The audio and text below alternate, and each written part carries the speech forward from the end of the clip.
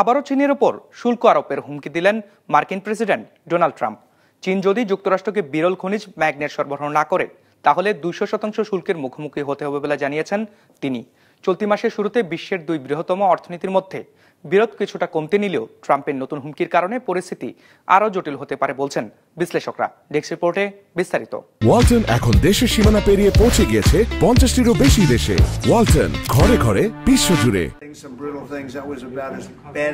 এবার চীনের ওপর 200% শুল্ক আরোপের হুমকি দিয়েছেন যুক্তরাষ্ট্রের প্রেসিডেন্ট ডোনাল্ড ট্রাম্প। চীন যদি যুক্তরাষ্ট্রকে আরও বেশি ম্যাগনেট না দেয় তাহলে তাদের পণ্যে 200% শুল্ক বসানো হবে। সোমবার সাংবাদিকদের সঙ্গে আলাপকালে তিনি এ মন্তব্য করেন।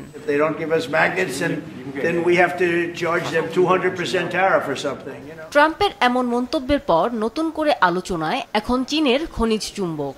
রেয়ার আর্থ ম্যাগনেট বা চুম্বক হল প্রযুক্তি ও প্রতিরক্ষার প্রাণশক্তি।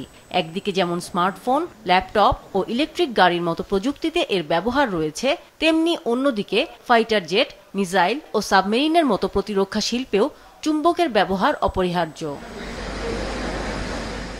দুর্লভ খনিজ উপাদান নিয়ে বেইজিং বেশ সংবেদনশীল। গত এপ্রিলে যুক্তরাষ্ট্রের শুল্ক বৃদ্ধির পাল্টা পদক্ষেপ হিসেবে চীন বেশ কিছু দুর্লভ খনিজ ও ম্যাগনেট রপ্তানিতে সীমাবদ্ধতা আরোপ করে। তবে গত জুলাই মাসে দেশটির বিরল খনিজের রপ্তানি উল্লেখযোগ্যভাবে বাড়ায়।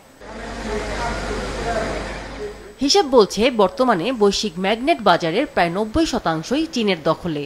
এসব উপাদান সেমিকন্ডাক্টর চিপ সহ বহু গুরুত্বপূর্ণ পণ্যে অপরিহার্য, যার ব্যবহার রয়েছে স্মার্টফোনের মতো প্রযুক্তি পণ্যে।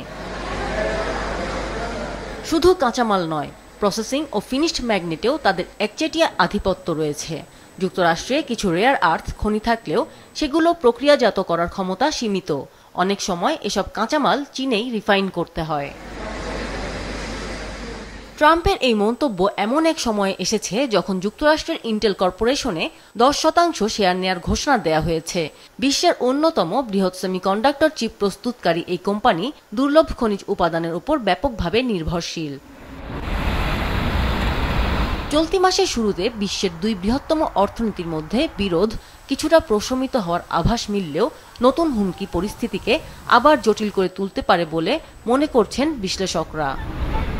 আমিনা লুসি, বিজনেস রিপোর্ট, মাছরাঙা টেলিভিশন।